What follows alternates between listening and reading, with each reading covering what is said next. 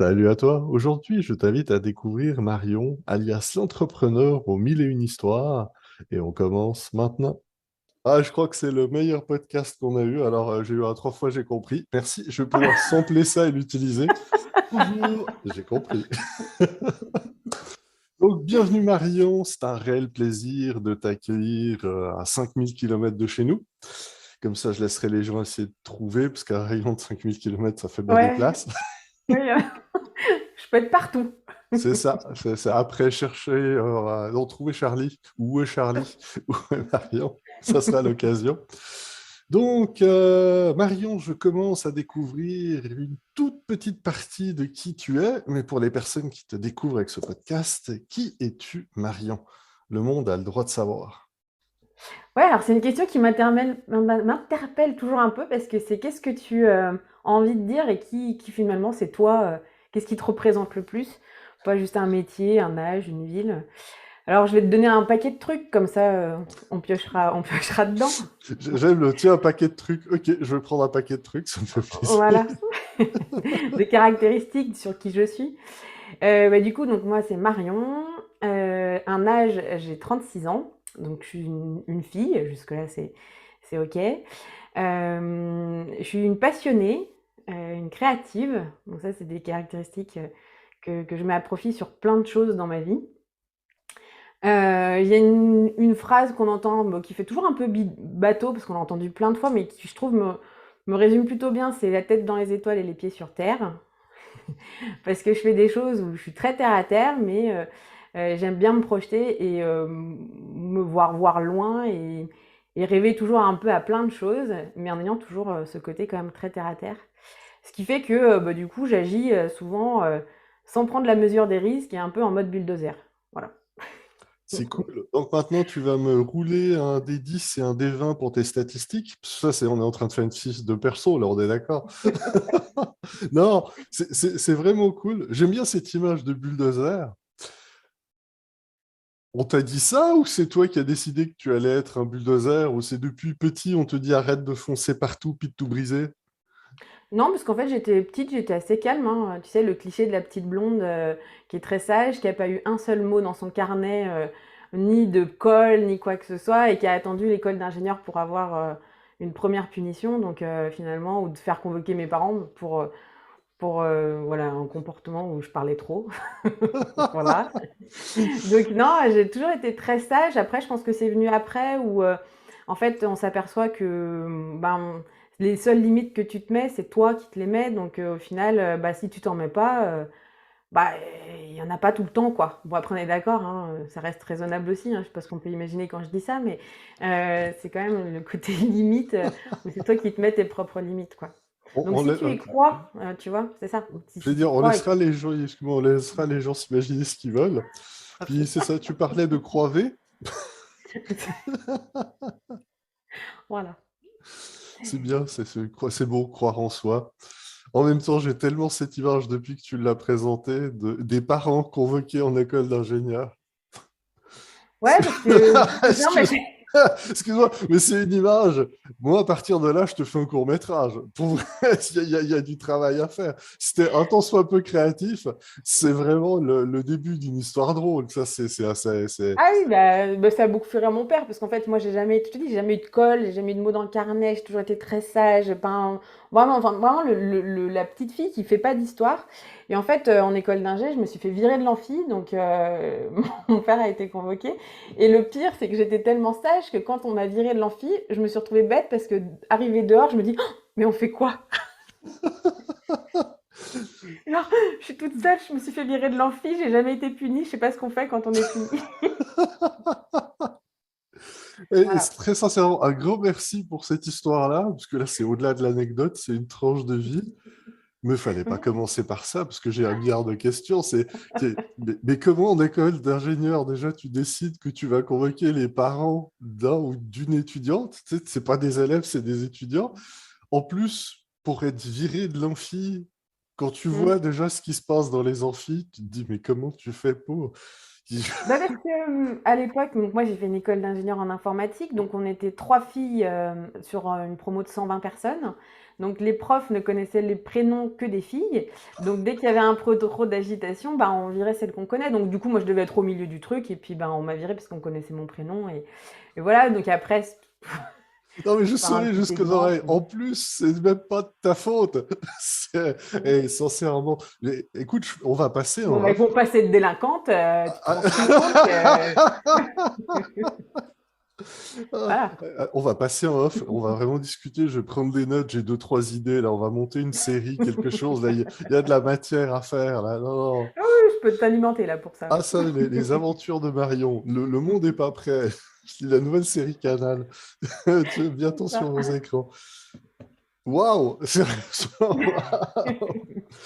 C'est ce qui est le fun avec ces échanges-là, c'est que je sais jamais où c'est que ça va nous mener. Ah oui, non, mais je pensais pas que j'allais te raconter ça non plus, hein, je te Ah bah cache pas, écoute, j'étais pas prête. puis donc là, on est juste après l'expulsion, devant l'amphi, qu'est-ce que tu as fait? Le monde a le droit de savoir. Bah, Toi je qui me l'as souviens vu? que j'étais assise sur un petit muret, que j'ai attendu la fin du cours. Ok. Tu vois, une grosse délinquante, hein. Ah, rebelle sang. Puis Ah oui, non, grosse c'est rebelle, là où hein. la police municipale est venue, puis t'as embarqué parce que t'avais pas le droit de squatter. Vas-y, on va commencer. Non, non, mais je peux te faire un scénario après, tu veux. Non, non, mais au final, c'est pas du tout représentatif, cette anecdote de ce que j'ai pu faire après, parce que là, je pense que c'était juste la transition de passer d'une petite provinciale toute calme, donc de Lyon, attention pour si on revient à la discussion du début, où après je suis partie à 17 ans faire mes études à Paris en école d'ingé pendant 5 ans.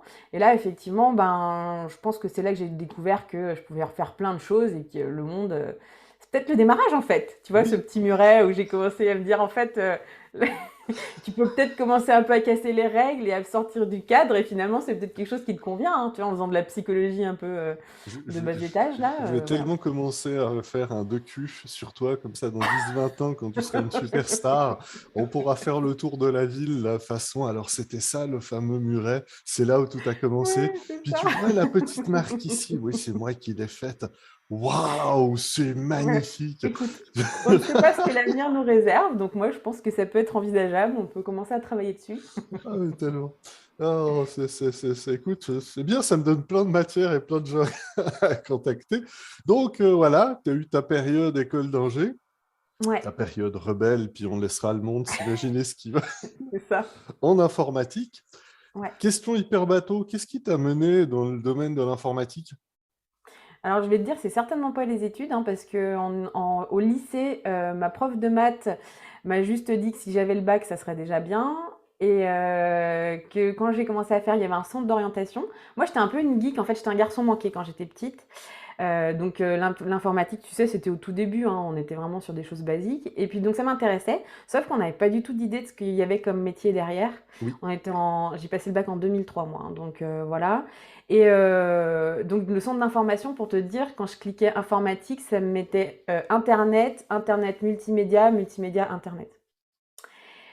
Voilà. Quand j'avais passé quelques tests, on m'avait dit que j'aurais été bien dans l'armée.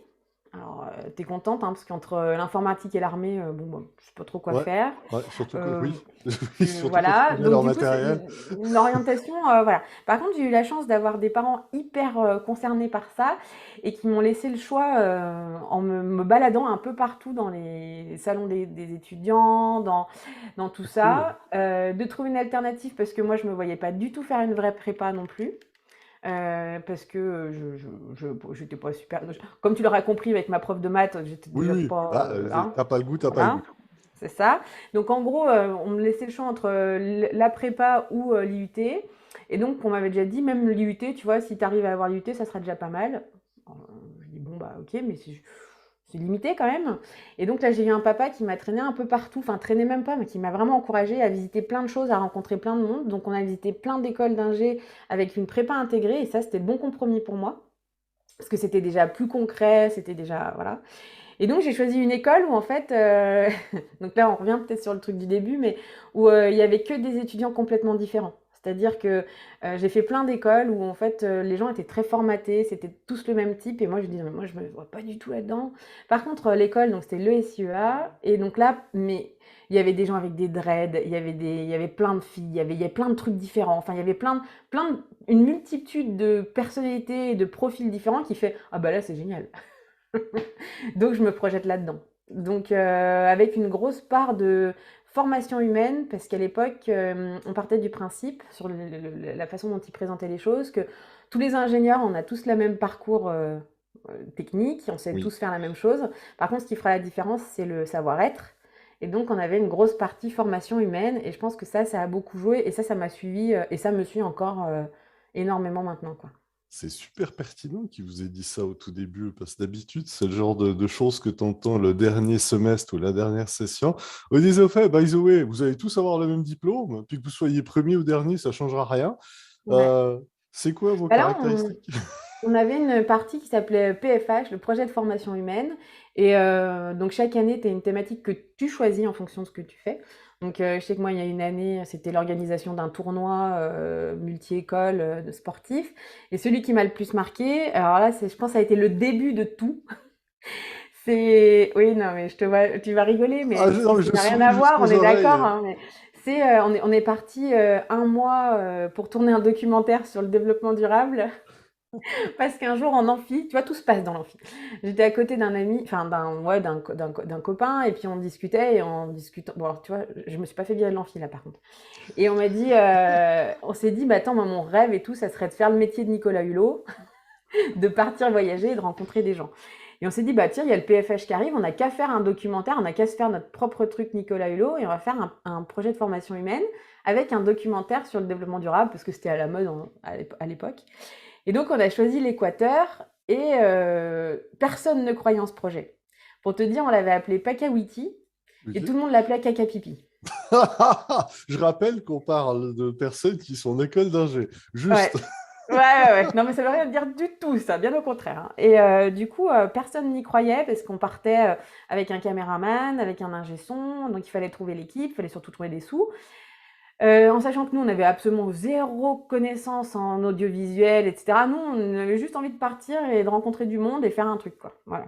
Et en fait, on est parti avec un ingé son, un caméraman, et on a tourné pendant un mois un documentaire sur le développement durable. Bon, qui a eu des problèmes de sortie après, mais quoi qu'il en soit, l'expérience était venue et je crois que plus on nous disait, plus on appelait le truc caca pipi, plus on me disait non mais c'est n'importe quoi ton truc, vous allez jamais partir parce qu'on s'est retrouvé dans des trucs improbables. Bah ça a été le commencement de tout, je pense. Oui, oui. En fait, c'est plus un aspect révolutionnaire ou ah, pas bulldozer, Formateur, je mais pense, tu vois. ouais, oui, c'est ça. Je veux dire compétitive. Ouais, de la C'est- contradiction, tu Non, vois. oui. Donc tu parles à un Einsager, donc oui, ça me parle, moi, l'aspect de Tu vois, on contradiction. va te dire non, et tu vas dire oui, bah tu vas voir, comment ça, c'est pas possible. En fait, et même c'est souvent ça, c'est les gens qui projettent leur propre peur sur toi Oui. et non l'inverse. Donc toi, t'as pas peur, tu dis mais pourquoi je partirais? En fait, qu'est-ce qui va m'empêcher de partir en Équateur?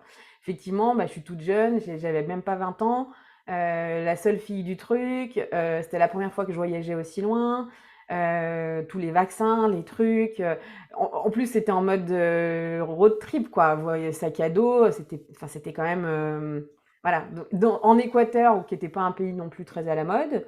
Voilà, donc et en fait, c'est un des premiers projets, je pense, qui a été l'amorce de tout sur toute la suite, en fait. Ça fait plusieurs fois que tu parles d'amorce, mais Ouais. avant d'allumer Ouais. justement la mèche pour allumer l'amorce, tes parents, ils ont réagi comment? Parce qu'après le scandale du muret, je te dis leur fille qui part à l'autre bout du monde. Parce Bon, que ils là, appelaient pas le projet caca pipi, eux, quand même. Mais on était quand même sur, ouais, bon, ok, ça l'occupe, quoi. ok. Ah, et s'il l'avait appelé Caca Pipi, c'était une comédie quand l'autre, là, qu'est-ce qu'on a fait? Oh mon Dieu. Non, mais je pense que mes parents m'ont jamais mis de bâton dans les roues, mais pour ce truc-là, en fait, ça paraissait tellement loin de ce que j'avais l'habitude de faire et loin de l'autoroute sur laquelle j'étais que oui, bon, bah voilà. Ok. Et ils n'ont pas essayé une séance d'exorcisme? Qu'est-ce qui est arrivé à ma fille? Qu'est-ce qui se passe? Non, parce que je pense que dans le parti bulldozer, ça revient un peu au truc, c'est-à-dire que t'as beau me dire non, si j'ai envie, je le ferai, tu vois. Ça, faut, avec tous les échanges que j'ai, il faut vraiment que je me fasse une bibliothèque de t-shirts, même si je la commercialise pas juste pour moi. Puis je mettrai le bulldozer Marion. Voilà. C'est ça. Donc, là, j'ai allumé ma petite mèche, ma petite flamme, donc je l'approche de la mèche. Ça fait plusieurs fois que tu dis que c'est le commencement. Mais le commencement de quoi? Le démarrage de quoi? Ouais, bah, Le monde a le je droit de pense savoir. On veut des de réponses, on construction. veut des noms. De construction de soi, je pense, tu vois, ouais, cette partie bah, qui je suis, où t'es toujours, on parlait à un moment aussi d'éducation, de société, etc. Moi, j'étais toujours un cliché, quoi, tu vois, la petite blonde sage qui vient d'une jolie maison, d'un joli endroit, qui a l'école d'ingénieur, qui, quand je sors de l'école, je sors au bon moment, donc j'ai pas de problème pour trouver un emploi. Je décide de revenir sur Lyon parce que j'aime bien ma ville, donc j'ai pas de problème pour trouver du travail. Enfin, tu vois, vraiment tout, c'est l'autoroute, tu vois? Ok. Voilà, l'autoroute. Voilà. Puis, quand c'est que tu t'es arrêté au péage de l'autoroute ou que tu as décidé de Bah, en fait, sortir? après, tu comprends qu'il y a des sorties à l'autoroute et que tu comprends surtout qu'il y a pas que l'autoroute. C'est surtout ça et j'ai mis un peu de temps parce que alors, en fait, je restais sur l'autoroute tout le temps et puis après, je faisais quand même des sorties, mais tu vois, pour m'amuser. Donc c'est là où on rentre un peu dans le côté entrepreneurial et cetera, où je me suis amusée à créer une petite boîte d'accessoires en tricot et j'ai appris à tricoter sur le truc parce que, je savais pas faire au début. Donc voilà. C'est cool. Je rentre dans le monde d'associatif autour de l'entrepreneuriat du coup, je trouvais cette énergie tellement géniale parce qu'il y a des gens qui ont des idées vraiment pas terribles, mais ils sont tellement convaincus et motivés par ça que l'énergie qu'ils te renvoient, c'est juste génial.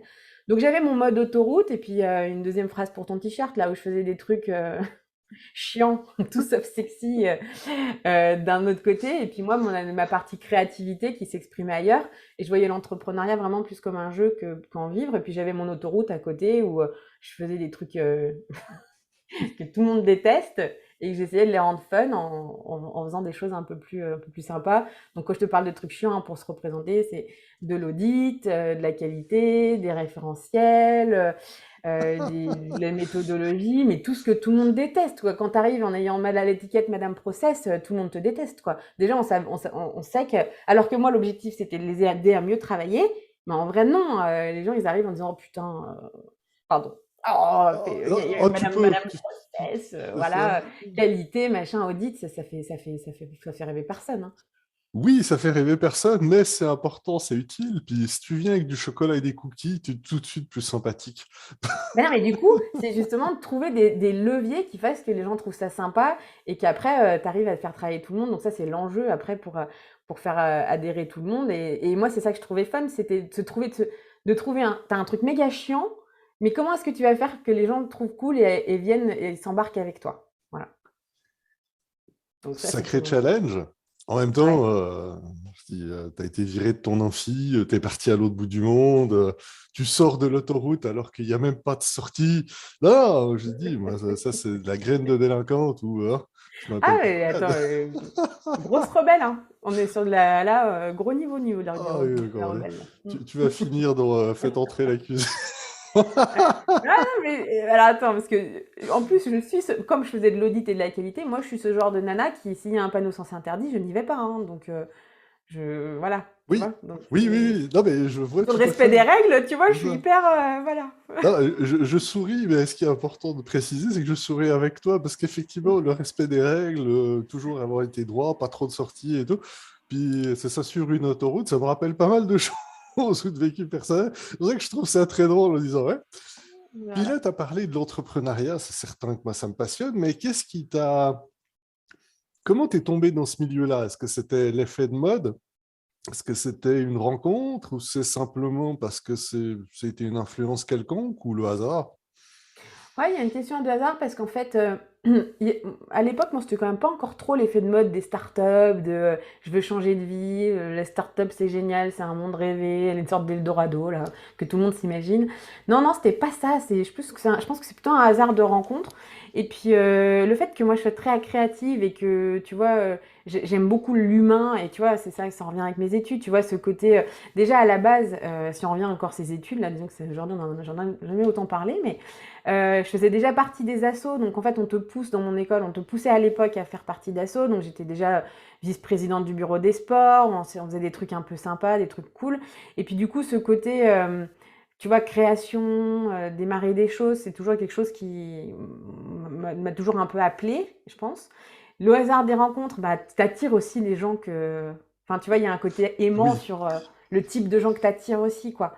Donc là, effectivement, je rencontre des gens qui sont dans l'entrepreneuriat, mais très jeunes, hein. À l'époque, je me souviens, c'était un gars, il faisait des marquages tissus dans sa coloc, et puis maintenant, il a une super grosse entreprise. Enfin, tu vois, il a évolué de fou, quoi. Et donc, à l'époque, moi, mais comme par mon éducation, par tout ça, je ne suis pas issue de milieu d'entrepreneur, donc il n'y avait pas cette porte-là envisageable au départ. C'était vraiment, bah, tu as fait des études, bah, tu vas évoluer, tu vas faire ta carrière, tu vas avoir des postes de manager, tu vas faire tout ce que tu as les portes, tu as toutes les clés pour réussir dans une carrière. Mais il n'y avait pas cette option, en tout cas, présentée. Puis même à l'école, on ne nous présentait pas cette option d'entrepreneuriat à l'époque. oui. Bah, excuse-moi, en même temps, quand tu fais école d'ingé, c'est pas pour devenir entrepreneur, c'est pour... Ben, je pense que maintenant, c'est encore un peu en train de changer. Mais moi, à l'époque, en tout cas, ça l'était pas. Déjà, enfin, tu vois, c'est loin sans être loin, parce que je suis quand même pas méga vieille non plus. Mais tu vois, les filles ingénieures, c'était déjà, on en parlait très peu. Oui. Tu vois, c'était pas encore tout ce côté femme ingénieure, les femmes, elles peuvent faire les mêmes choses. Tu vois, même quand on parle de mon histoire d'orientation, t'imagines, on était encore au truc de quand tu tapes informatique, il y a même pas de métier qui sortent, quoi. Donc on a fait je pense qu'on a avancé très très vite sur ce côté-là, mais moi c'était pas la mode l'entrepreneuriat. Oh, c'est bon à Donc pas une voie savoir. possible, voilà. Ok. Donc, tu es sur cette autoroute, tu as fait quelques sorties, c'était sympa, comme on dit, tu t'es amusé, tu fais des expériences, mais tu Ouais. continues à aller sur l'autoroute.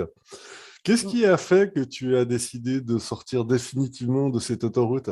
Et Bah là, sérieusement, il faut que je me trouve un ouais. sponsor, moi, en autoroute ou en péage ou un truc. Moi, je vais utiliser des métaphores totalement foirées, mais je vais les utiliser. Et Donc, tu es ben là, sur la on peut A20. garder. Non, puis en plus, on peut vraiment garder cette métaphore parce que du coup, c'est moins rigolo. Mais il y a eu un accident. Un accident Ah, perso. excuse-moi, non, c'est pas drôle l'accident. C'est le fait de Ouais, garder cette thématique. mais c'est vraiment ça, parce que si on garde la thématique de l'autoroute, c'est un peu ça. En 2019, j'ai eu un souci de santé. Ok. En fait, alors, c'est sorti de nulle part. J'ai dû me faire opérer du dos. Et là, on a commencé à me parler de trucs pas drôles du tout, de paralysie, de trucs, alors que je n'avais jamais eu mal au dos. Et là, en fait, on me dit: «Tu vas être arrêté pendant 7 mois». Alors, 7 mois, moi qui fais des milliards de trucs, qu'est-ce que je vais faire pendant 7 mois? Donc, là, c'était, la remise en question en me disant: «Bon, bah, tu sais quoi? Je vais en profiter pour reprendre des études».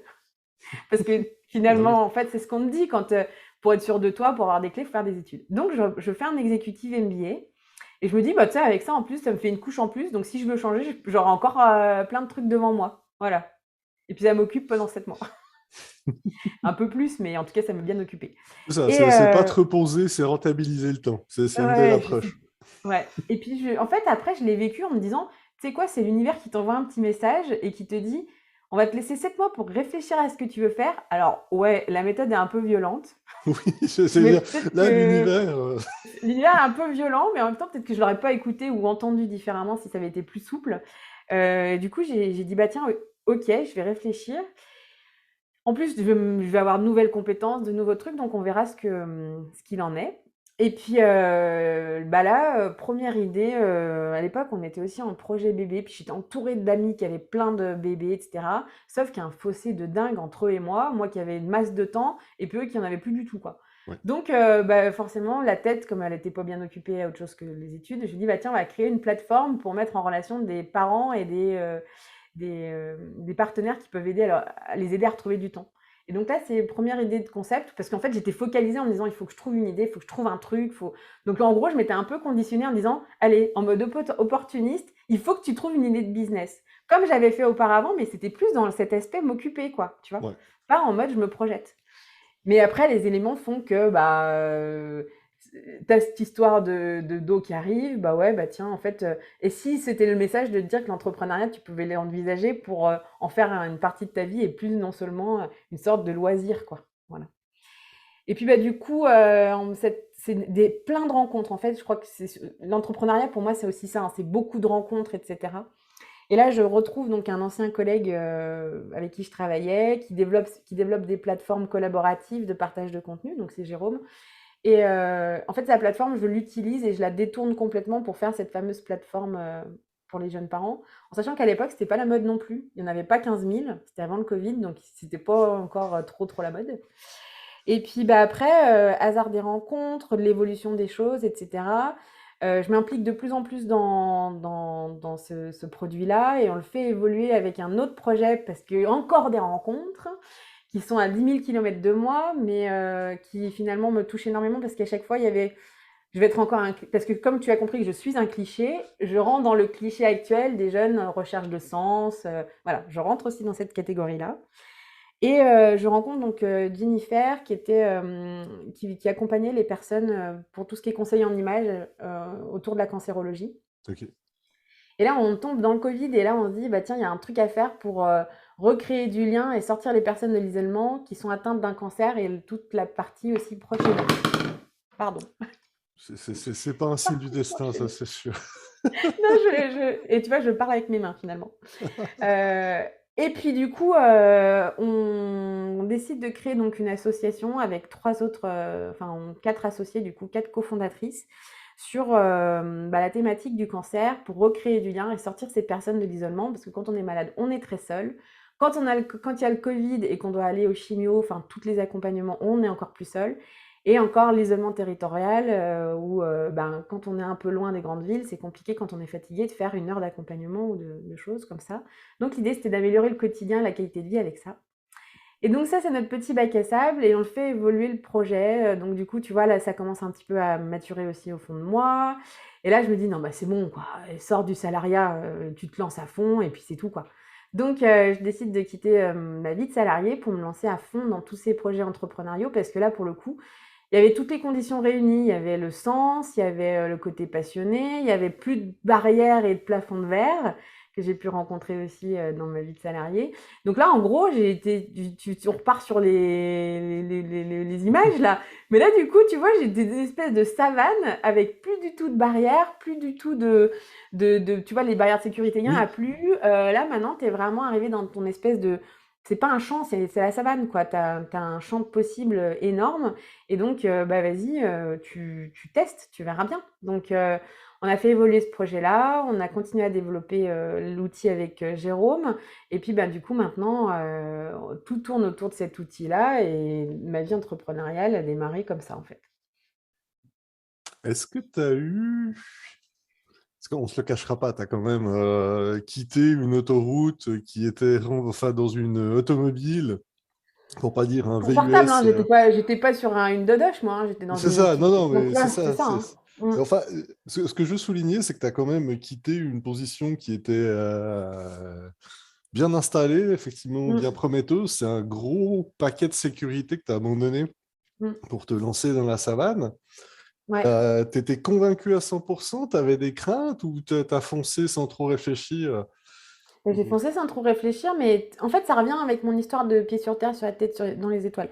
Je serais jamais partie si j'avais des gros risques ou que j'embarquais quelqu'un, tu vois, je sais pas. Alors, j'ai mon mari, j'ai une famille, tout ça, mais j'aurais pas, comment dire, je serais pas partie du jour au lendemain en démissionnant, en n'ayant pas non plus, tu vois, une sécurité financière ou ce genre de choses. Par contre, ce qui a été le plus compliqué, je pense, à gérer, c'est encore une fois l'histoire de la peur des autres. C'est-à-dire que personne ne comprenait pourquoi, en ayant une place de manager, enfin assez confortable, avec un boulot qui était pas loin de chez moi, avec des horaires confortables, avec des primes, des intéressements, des participations, avec la possibilité de partir en vacances quand je voulais, avec tout ça, bah pourquoi tu te lances dans un truc où, purée, t'es pas sûr d'avoir un salaire, tes vacances, bah comment ça, quand t'es entrepreneur, tu pars en vacances? Bah, il y a tous ces trucs-là où, en fait, finalement, tu passes plus de temps à convaincre les gens que c'est la bonne décision plutôt que toi, parce que moi, je savais que c'était la bonne décision. Moi, j'avais eu 7 mois pour réfléchir. Ça va, les messages de l'univers, s'il pouvait se calmer aussi, lui, tu vois, me dire, ah, c'est bon, parce que si c'est aussi violent à chaque fois, tu vois, voilà. Donc, du coup, il y avait ce côté-là où tu passes plus de temps à convaincre les gens autour de toi que c'est la bonne décision et que, quand bien même, si ça ne marche pas, qu'est-ce qui m'empêche de retourner au salariat? Il n'y a pas Ouais. un truc en disant peut-être que ça sera plus compliqué. Et encore, tu vois, je suis dans une activité qui est quand même plus facile que si je faisais un truc, je sais pas, dresseuse d'ours ou je sais pas, un truc complètement compliqué à trouver, quoi. Donc, du coup, Et puis j'ai pas peur de travailler aussi. Je pense qu'il y a ça aussi. Donc s'il fallait aller au charbon, bah, j'y serais allée en retournant, en trouvant un autre boulot ou parce qu'il fallait que, quoi. Bah, Mais le plus dur, apparemment, c'est ça. Mm. bah, c'est super pertinent, puis je te remercie pour ce partage. Est-ce qu'il y a eu une évolution justement des gens qui t'entouraient au travers de l'effet de mode de l'entrepreneuriat? C'est parce qu'au début, on n'en parlait pas trop, c'était pas trop la mode. Aujourd'hui, on en est rendu à ce que les émissions de télé avec des business angels, c'est rendu un standard, puis qu'on nous parle sans arrêt de méga stars, d'entrepreneurs vedettes, etc., Mm. etc. Est-ce que tu as vu un switch chez tes proches qui te disaient, je ne comprends rien du tout, puis non, c'est super, continue ma fille? Non, mais alors moi, personne n'a jamais rien compris à ce que je faisais. Donc quelque part, ça, tu vois, c'est un peu. Donc moi, Ok, ok. moi, je suis un peu le Chandler de tous mes amis, tu sais. Bon, voilà, c'est en gros, c'est elle travaille dans l'informatique. Même mon mari, au début, il me dit, ah, j'ai rencontré quelqu'un, elle fait la même chose que toi. Je dis, elle fait quoi? Elle est contrôleur de gestion. Ouais, non, en fait, c'est pas ça que je fais. Donc du coup, tu vois, on n'a vraiment jamais compris ce que je faisais. Donc sur le côté, on comprend pas ce qu'elle fait. Et en fait, j'ai toujours tellement fait de choses que personne ne cherche à me suivre. Donc ça, j'ai envie de te dire ça, non. Après, je pense que moi, je l'ai jamais présenté non plus comme je suis une start-upeuse, je suis une entrepreneur. Je me suis jamais mis cette étiquette-là. D'ailleurs, nous, on parle pas de start-up quand on parlait de Colivi, on parle plutôt de petite entreprise où on a envie de développer. Moi, j'ai jamais eu envie, j'ai jamais rêvé de faire des grandes levées de fonds. J'ai jamais. C'est pas un truc, tu vois, c'est pas un truc où quand je vois les trucs à la télé dont tu parles, où je me dis, oh, waouh, c'est trop là que je voudrais faire. Non, en fait, moi, j'ai juste besoin de gagner un peu de sous pour continuer à faire mes projets et les trucs qui me passionnent. Je suis une passionnée, donc je peux me passionner de tout et n'importe quoi et que personne ne va comprendre. Je peux me passionner pour de la transformation de betterave en sucre jusqu'à, tu vois, je vais dire n'importe quoi, des panneaux solaires ou des trucs qui n'ont rien à voir. Donc, je suis une passionnée, donc je vais toujours tout faire à fond. Donc, ma famille et mes amis le savent, et c'est un peu le problème, c'est-à-dire que c'est toujours dans l'excès, parce que voilà. Donc, c'était plutôt se dire, je crois qu'il y a cette notion de peur pour eux, tu sais, de sécurité financière. Oui, oui. C'est plutôt ça finalement parce que quelque part, j'ai envie de te dire, mon truc de caca pipi, là, qui a marqué tout le monde, c'était un peu mon dire en disant, bah en fait, on sait qu'elle va y arriver. Donc personne ne s'est inquiété sur le fait que j'y arriverai ou pas. C'est plutôt la tranche de, est-ce que tu vas continuer à réussir à avoir le même niveau de vie? Ok. Et ça, c'est les peurs des autres, c'est pas la Oui, tienne, hein. Non, mais en fait, moi, ce qui me dérange un peu dans tout ça, c'est toujours, et je pense que c'est pour ça aussi que le parcours fait que ça, mais j'arrive pas à rentrer dans une boîte.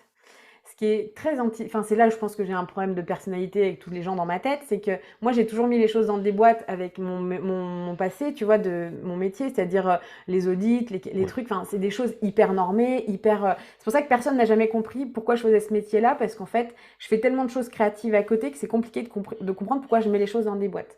Et en fait c'est juste une question d'organisation, c'est-à-dire dans tout ce que je fais, je suis très organisée.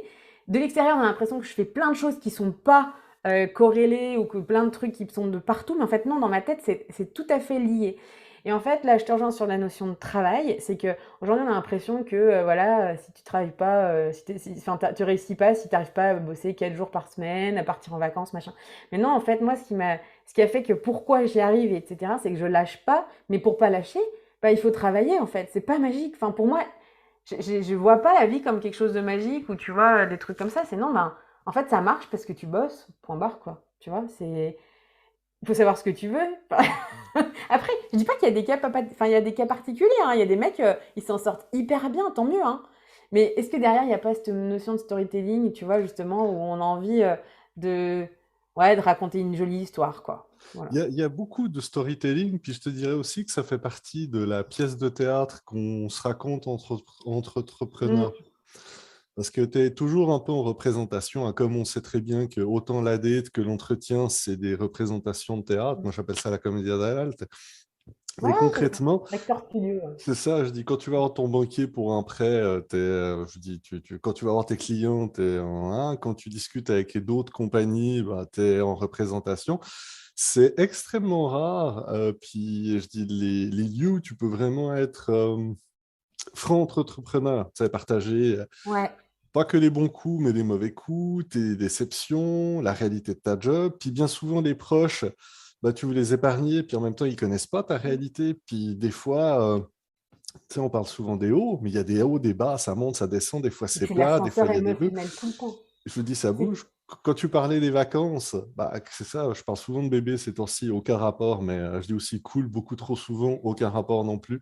Mais tu sais, quand tu es en vacances, bah, quand tu es salarié, bah, idéalement tu décroches parce que c'est ton poste que tu as, pas que tu abandonnes, mais que tu laisses oui, reposer le puis temps que tu le c'est ça. récupères. Mais quand Mm, c'est ta compagnie, que tu as des employés, des mm. responsabilités, bah, ça continue à trotter. Ça va pas stopper le temps que, même si tout le monde te dit de décrocher, puis toi aussi, mais tu penses à des choses, puis tu reviens. Puis en plus, Mais quand tu es en, créatif, ça mais bouillonne. En fait, tu vois, c'est ça qui me dérange dans le fait de rentrer dans des cases. Oui, C'est-à-dire que l'entrepreneur, il faudrait qu'il soit comme ça, il faudrait qu'il soit comme ça, il faudrait qu'il soit comme ça. En fait, qui te dit de rentrer En fait, moi, l'entrepreneuriat, c'était un moyen aussi de sortir de ce côté boîte où, dans lesquels il faut que tu rentres. Dans les grands groupes dans lesquels je suis passée, c'était ça. Il faut rentrer dans une certaine boîte si tu veux une certaine ouais, conformité. Si tu veux évoluer, il faut que tu sois telle façon, tel comportement, tel truc qu'il faut pas dire. Bah ouais, mais moi je suis très spontanée, donc des fois je dis des choses, ça sort sans que ça sort comme ça sort. Il oui. n'y a pas les formes. Mais j'aime qu'on soit comme ça avec moi aussi parce que c'est de l'authenticité. Donc déjà c'est très compliqué dans les grands groupes où il faut que tu sois très politique et ce genre de choses-là. Et après, tu rentres dans l'entrepreneuriat, tu dis, ah ben, il y a encore des codes. Non, ben, ils me font chier avec tous ces codes, quoi. Il faut des codes tout le temps, quoi. Et quelque part, là, je te rejoins sur ce côté où on a la possibilité d'être un peu comme on veut aussi. Et finalement, Oui. tu te modèles. Et je pense que l'enjeu aussi dans l'entrepreneur, c'est d'accepter les règles. Qu'est-ce qui te dit? Moi, ça ne me dérange pas de ne pas couper. Tu vois ce que je veux dire? C'est-à-dire que Ouais. je peux partir une semaine, on est parti une semaine en vacances hein, avec mon mari, on était sur une île, c'était très bien et tout. Bah ouais, il y a des moments où bah, quand je fais du sport, quand je fais des trucs, ça m'empêche pas de faire un truc du sport, mais ça m'empêche pas de penser à des tas de trucs en même temps en me disant ah putain, il faudrait que je fasse ça, ça serait trop bien, etc. Mais parce que c'est une passion aussi et que du coup maintenant en fait le travail je le vois différemment. Donc ne pas couper, bah, c'est pas grave. Tu vois ce que je veux dire? Je coupe avec les tâches du quotidien, de pas la compta, pas les machins, pas les trucs chiants, ok? Et ça m'empêche pas d'être toujours un pied dans mon business parce que bah, ça fait partie aussi de moi maintenant. Mais qu'est-ce qui est grave, tu vois ce que je veux dire, à ne pas couper? Si moi, je le vis bien et que ça n'empiète pas sur ma santé ou ce genre de choses. Je crois que tu l'as parfaitement dit. C'est tant que ça te convient et que ça te nuit pas, fais ce qui te plaît. Tant que ça Mais c'est rentre dans ça. le cadre de la légalité et de la Oui, législation en oui, mais vigueur. là, on sait que moi, j'ai pas de problème avec la loi, donc du coup, mes règles et tout, c'est très compliqué tu vois, de faire un petit pas de côté. Moi, j'ai jamais, pour te dire, hein, on en rigole avec mon mari aussi là-dessus, mais bah, j'ai jamais eu la première fois que j'ai eu un truc, tu sais, un flash, Ah oui, voilà, un ticket, tu vois, un une radar, ouais, amende. voilà, tu vois, ouais, une Une amende, amende. voilà. Bah, en fait, j'ai jamais eu j'ai toujours eu tous mes points et tout. Enfin, tu vois, pour te dire, pour ces trucs-là, c'est quand même c'est rigolo, quoi. Et j'ai eu une fois un flash parce que j'étais perdue en Suisse et que j'ai pas vu le radar. Ah, écoute, Donc, tu écoute. vois, voilà. Oui. Mais tout ça pour dire que je pense que moi, ce qui m'a dérangé, c'est qu'on veut toujours te mettre dans des boîtes, tu vois, dans un truc, et que finalement, ben, ça convient pas tout le temps, quoi. En plus, vraiment, sur mon histoire d'autoroute, moi, j'étais toujours été obligée aussi de prouver 2 fois plus tout le temps. Tout le Oui. temps. C'est-à-dire que tu es une fille dans l'informatique et en plus tu es avec les routiers parce que les routiers là c'est l'infrastructure, c'est tous les mecs, tu vois, c'est voilà, c'est pas donc ils vont te tester en permanence. Donc tu es obligé de rentrer toujours dans un espèce de tu vois d'uniforme quoi. Parce qu'il faut que tu comprennes que tu as autant de qualités, tu as autant de compétences qu'eux sur des trucs, donc on va te raconter n'importe quoi pour tester. T'es dans un milieu masculin, donc il faut faire attention à comment tu t'habilles, machin. T'es consultante, alors il faut avoir le même uniforme que tout le monde. Tu mettras pas de couleur, tu mettras toujours un espèce de tailleur. Enfin, tu vois, c'est des trucs où tu rentres dans des codes tout le temps, tout le temps, tout le temps. Et je trouve que l'entrepreneuriat, moi, ce qui me plaît aussi, c'est ce côté où tu t'autorises enfin, en tout cas, moi, je m'autorise à sortir de ces codes. C'est génial ce que tu dis là. Après, je te dirais que les entrepreneurs ne sont pas tous et toutes comme toi. Je dirais Non, mais malheureusement, il y a parce des que codes, hein. moi j'ai la même ligne de conduite et les mêmes objectifs que toi. Où ce qui est important, c'est d'être soi-même, puis de décider ce qu'on veut faire. Et puis, rentrer dans une boîte, pour rentrer dans une boîte, ça n'a jamais fonctionné. Ou se limiter qu'à faire qu'un seul truc, c'est débile quand tu sais en faire plein d'autres. Puis qu'il y a des connexions, puis des synergies à trouver. Et dis pourquoi tu fais qu'un truc, parce qu'il faut devenir spécialiste, etc. Donc, Bah, je pense que t'es malheureux après, en fait. Oui, oui, oui. Ou tu essayes de dealer avec toi-même, avec ces fameux oui, mais la sécurité, oui, mais le Oui, prestige, mais oui, l'argent, mais les vacances, mais les bonnies, les trucs. Puis tu voyages, puis ci, puis ça, puis ça, puis ça, puis ça. Mais comme tu l'as dit, en fin de compte, c'est toi et toi-même. Puis est-ce que ça te rend heureux? Est-ce que toi, tu es heureux? Puis ça, c'est bien important que tu l'aies souligné.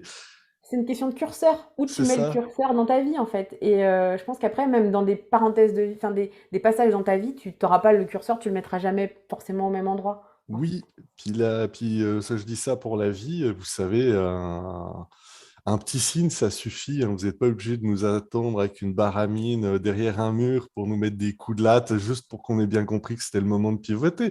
Il y a d'autres façons, tu sais, un courriel, limite un fax, un truc un peu original, un clown, un télégramme, clown. Oui, un nuage de fumée, si tu vas loin, hein, le C'est pigeon ça, voyageur. t'as On peut. le petit rayon qui traverse en te disant, ah ouais, ok, là j'ai compris. Non, pas forcément le gros pont dans Non, mais je suis d'accord. les...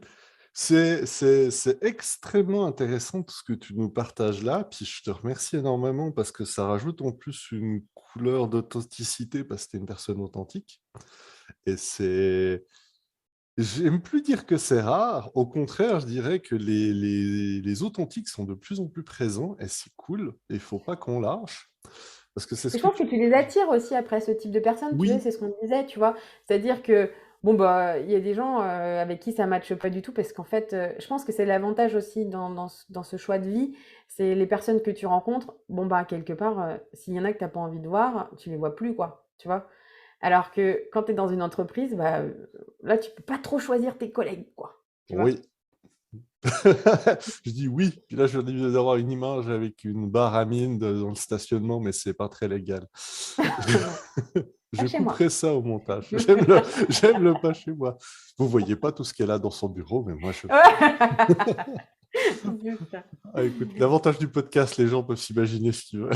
Ben, c'est ça, exactement. Avec des morceaux de brides, des brides de phrases, je pense qu'on peut s'imaginer plein de trucs avec ce que je t'ai sorti là, hein, mais Mais après, non. c'est comme ça. Écoute, tu sais, j'ai pareil, moi, au début, quand j'étais en école d'ingé, avec ma la petite blondinette là qui sort de ce petit quartier tranquille. Après, t'as bien compris qu'il y a certains mots qu'il fallait plus utiliser parce que les garçons les transforment très vite en images Oui, différentes. Donc après, tu prends une manière de penser un peu différente aussi. oui, et Tu puis, t'adaptes. et puis étant un garçon, je sais qu'on est très con de base avec aucune option, Ouais. puis qu'après on évolue avec le temps. Pas dit ça, j'ai dit que vous étiez pas câblés pareil. Ah, oui. C'est joliment dit. Mais en même temps, c'est toujours le phénomène de la majorité, hein. Je veux dire, les deux, trois gars qui se retrouvent, je sais pas, en école d'infirmière où il n'y a que des Ouais, jeunes c'est ça. femmes.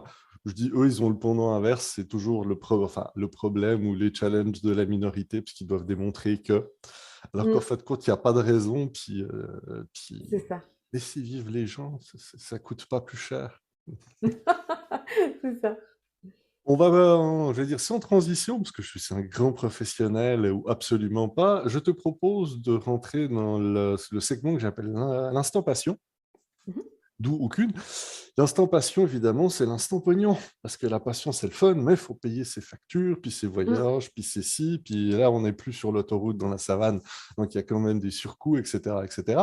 Donc, c'est l'occasion de faire ta promo. Donc, tu me parlais d'une compagnie, tu me parlais d'activités. Comment que c'est qu'on fait? Parce qu'évidemment, le France, puis moi, ça fait 14. Comment qu'on fait pour contacter Marion? Un nuage de fumée. Non. Alors, le Alors, nuage de fumée. 5000 kilomètres autour de toi. Alors, t'as vu, je reboucle bien avec tes histoires Bientôt dystopiques. proche de chez vous avec la réalité mixée. Ouais. Alors aujourd'hui, comment on me contacte? Oui. Donc on a une société qui s'appelle Colivi, Kolivi. Donc on peut nous retrouver, et ça c'est la petite touche innovante et sympa, c'est qu'on peut nous retrouver dans notre espace d'accueil virtuel Colivi. Donc vous allez sur le site internet et là vous pouvez visiter notre agence virtuelle et avoir la possibilité de me rencontrer avec simplement en cliquant sur le petit téléphone. Si je suis dispo, vous pouvez me rencontrer et on fait une petite visio. Sinon, donc là, c'est ça, au moins vous verrez en plus ce que fait Colivi et ce que propose Colivi. Sinon, je suis trouvable facilement sur les réseaux sociaux, notamment LinkedIn, Marion Fadeyev, F-A-2-D-2-E-V. Mais le plus simple reste quand même de me contacter via le site internet Colivi. On voit la professionnelle qui a fait ça toute sa vie. Ouais, t'as vu? Il est bien, Je suis j'ai bien. prête pour ta mini-série, tu vois? Oui, oui, oui, on fera la promo directement avec ta voix, c'est super. Sinon, moi, de toute façon, évidemment, je mettrai les liens en description, parce que les gens devraient aller consulter plus souvent. Mais pour vrai, petite parenthèse, allez voir ce qu'ils font, c'est extrêmement pertinent, extrêmement intéressant. Puis en plus, la rumeur voudrait qu'il y ait des cafés et des cookies virtuels, donc on ne sait jamais. Si jamais il n'y en a pas, je n'ai jamais dit ça. Je nierai l'avoir dit, même si c'est enregistré. Actuellement, tu disais que, je dis actuellement, ça c'est le genre de phrase que je déteste parce qu'elle part dans tous les sens, puis il faut que j'aille récupérer les mots, que je les remette dans l'ordre. Donc, tu te disais femme créatrice, de passion, d'intérêt, qui est sur 1000 projets à la fois, disons de challenge. Mm, On est d'accord? C'est quoi oui. le prochain challenge de Marion? Mon prochain challenge, hmm, Légal, hein, légal, hein. Je vais peut-être insister ah non, mais, maintenant. ouais, mais, mais, avec moi, il n'y a pas de problème. C'est ça. Monsieur l'agent, monsieur le douanier, monsieur du fisc, il n'y a pas de problème, je vous dis. Voilà, voilà. Non, j'ai envie de te dire, moi j'ai plein de. Alors j'ai des challenges vie pro, vie perso.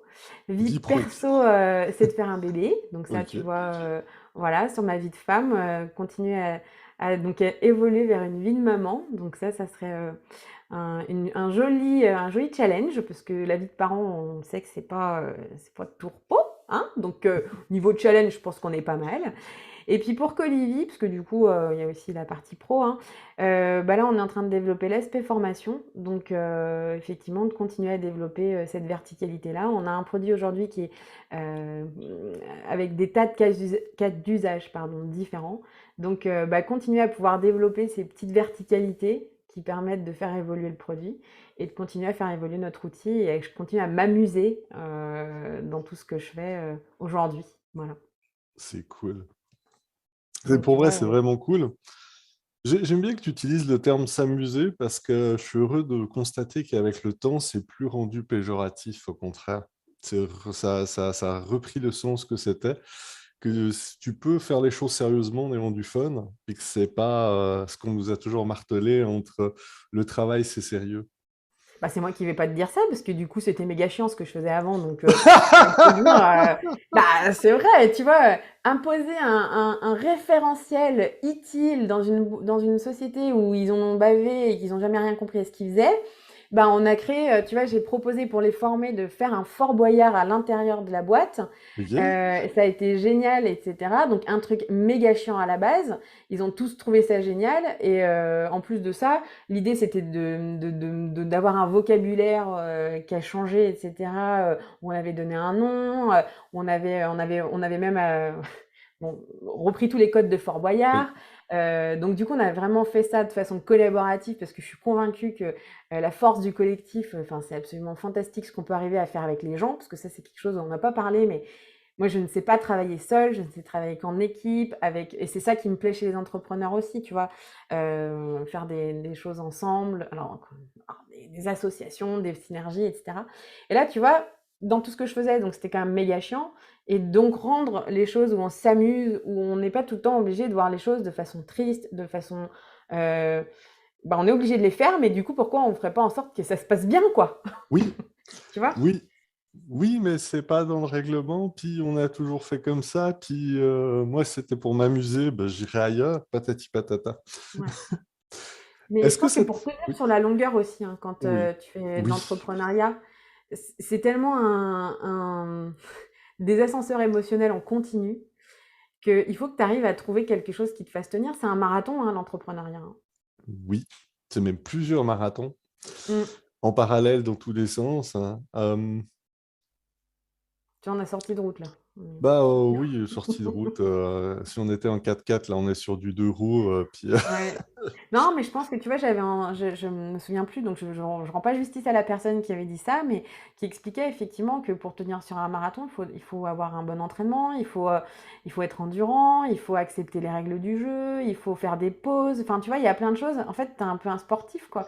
Donc, c'est pas magique d'être entrepreneur. Donc, si tu mets pas. Moi, mon moteur. Aujourd'hui, c'est mon côté passionné et que si je trouve pas de l'intérêt, du sens, des choses qui me font plaisir, bah, je pense que ça marcherait pas. La meilleure réponse qu'on m'ait donnée quand on parle de marathon, enfin, ça reste très pertinent, c'est la meilleure façon de tenir sur un marathon, c'est avoir un canapé confortable et un énorme paquet de chips. Oui, alors après, tu as des physiques qui te le permettent. Faire des marathons, par exemple, moi, typiquement, je ne pourrais pas faire un marathon. Et tu sais, faire un marathon, ça veut dire beaucoup de choses, hein. Moi, je peux Ouais. prendre le train pour arriver, je peux te suivre avec la Mm. voiture pour essayer de te récupérer ou C'est l'ambulance. ça. Tu sais, tu peux être à la table qui tend les verres d'eau, tu peux être le préposé qui garde la barrière où il n'y a jamais personne. Oui. Donc, il Non, y mais a... on est d'accord. Il y a plein d'acteurs. Et d'ailleurs, c'est un peu ça la vie, hein, c'est qu'il faut chacun à sa place. Oui, Faut trouver la bonne, quoi. il y a Voilà. où cette fameuse image, tu sais, le marathon, on se rappelle toujours de celui qui l'a gagné, mais celui ou celle qui finit dernier, puis Ouais, puis mais que alors les là, tu vois, officiels poussent. Ouais, mais tu vois, là, pour le coup, moi, je serais enfin, tu vois, il y a ce côté, encore une fois, où tu vois, l'image du truc, où il faut Oui, donner l'image, il faut être le premier, le vainqueur, le machin. Mais purée, la petite nana, là, qui est arrivée peut-être dernière, mais qui est arrivée jusqu'au bout, oui, bah, elle a 10 fois plus de mérite, moi, tu vois, et finalement, moi, je serais plus intéressée, tu vois, à discuter avec cette nana-là, que le mec qui est sur le podium à faire 15 000 photos, à s'arroser de champagne, enfin, tu vois, et oui. aller se poser la question où il va mettre la coupe sur le, eh ben, tu vois, ça, c'est tout à fait ma vision de l'entrepreneuriat ou de mon entrepreneuriat à moi. Je cherche pas la coupe, je cherche pas la douche de champagne, mais plutôt à rencontrer les petites nanas qui ont réussi à finir à la fin et qui ont un mérite de dingue parce qu'elles ont dépassé leurs limites, parce qu'elles ont bossé de ouf, qu'à la base, elles partaient avec pas les trucs et tout, tu vois. Enfin, voilà, tu vois. Ah, comme quoi, c'est pas forcément un hasard si tu es dans mon podcast. Et je t'en remercie. Est-ce que tu aurais une remarque ou un conseil à donner aux nouvelles et aux futures générations, aux gens qui commencent, aux gens qui sont tout beaux, tout neufs, à la grandeur de la planète ou de l'audience? Je sais la fameuse bouteille à la Les 5000 mer, personnes, les c'est 5000 ça. kilomètres autour de... Oui, bon, Pardon. plus loin, vous n'avez pas le droit, quoi. Ah. Tu sais, en fait, c'est cette fameuse image de bouteille à la mer, même si je commence à trouver cette image de plus en plus polluante. Mais si tu avais un message à donner au suivant, appelons ça comme ça maintenant, ça serait lequel? Mais de ne pas avoir peur de sortir du rang, quoi. De pas avoir peur de pas trouver son modèle, de pas trouver à quelqu'un ou de rentrer dans une boîte ou de rentrer dans quelque chose. Mais c'est hyper facile de dire ça, ça fait un peu vieille, hein, mais de se faire confiance. Moi, je marche beaucoup à l'intuition. Et finalement, c'est souvent ce qui marche le mieux parce que, en fait, il y a que toi qui sais vraiment qui tu es toi et ce dont tu as besoin. Il y a que toi qui sais. Il y a Oui, que toi qui sais ce dont tu as besoin. Ça ne veut pas dire d'être complètement hermétique, bien au contraire, et que tu as des gens bienveillants et de s'entourer, et l'importance de s'entourer avec des gens qui justement vont te tirer vers le haut. Mais si de tout, moi, mon expérience et tout ce que j'ai vécu de ma petite vie de 36 ans, là, il y a que moi qui sais vraiment ce qui est bon pour moi. Et finalement, tu vois, il y a tout ce côté aussi entrepreneur, apprendre à se connaître, nanana. ouais. Au début, je vois aussi pareil, c'est encore un effet de mode, le truc, là, développement personnel, etc. Mais il y a quand même une petite part de vrai sur apprendre à se connaître, parce que si vraiment tu sais ce qui fait tes moteurs, ce qui va te faire marcher, quand il y a le moment ça va pas, qu'est-ce qui va faire que tu vas te sentir mieux, etc. Bah là, ça va aller beaucoup plus vite que de compter sur les gens autour de toi, sur qui tu peux forcément pas forcément, tu vas être un peu déçu ou ce genre de choses-là. Donc l'intuition est vraiment ce côté de ne pas avoir peur de ressembler à personne, quoi, en fait. Merci. Puis je dirais même plus, mon chat est d'accord avec toi. Ah bah tu vois, Il a il est supporté très bien ça. ton chat. Ah, je sais, c'est mon chat, il a toujours été très bien. Puis tous les autres chats aussi sont très bien. Clin Mais d'œil, après, tu clin vois, d'œil. le fait de dire est-ce que tu as des conseils, enfin tu vois, j'ai pas spécialement non plus, tu vois, j'aime pas forcément donner des leçons parce que chacun Dis-toi a que sa propre vie aussi, tu vois. c'est ça. Dis-toi que c'est un message. Tel mot Ouais. conseil est peut-être pas, mais c'est un message ou quelque chose qu'on a le goût de partager. Mm. D'ailleurs, j'enchaîne tout de suite avec la dernière question. Est-ce qu'il y a une question que je ne t'ai pas posée, une réflexion que tu aimerais nous partager, quelque chose que tu aimerais nous dire?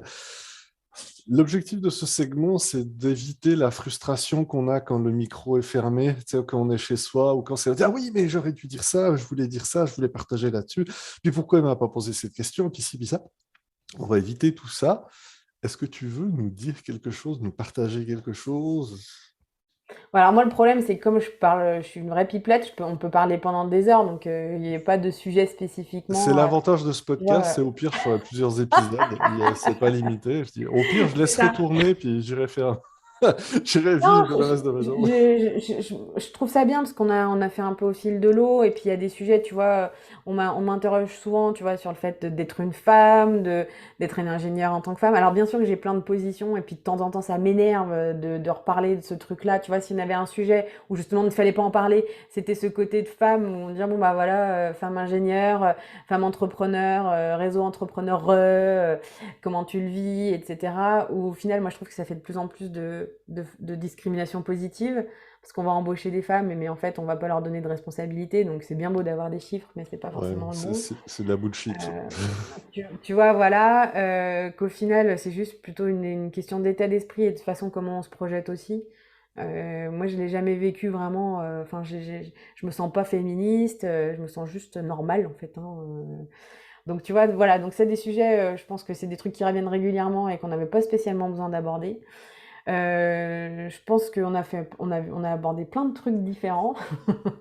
Il y a plein de sujets différents. Vu que je suis passionnée par plein de choses, si toi par contre tu voyais des sujets que je sais pas, j'aurais pu aborder ou pas, Moi, c'est sûr que c'est tu dans ce vas sens-là. revenir dans un de mes lives pour la saison 2, puis c'est sûr qu'on va continuer à échanger, à discuter, puis comme tu l'as dit, on a plein de choses à se dire, tu as plein de choses à nous partager, puis Je il vais te faut que raconter j'aille... toutes mes anecdotes de trucs Non, non, improbables dans lesquels je me retrouve. puis surtout, il faut que j'aille mener l'enquête quelque part pour retrouver ce fameux muret, puis des témoins.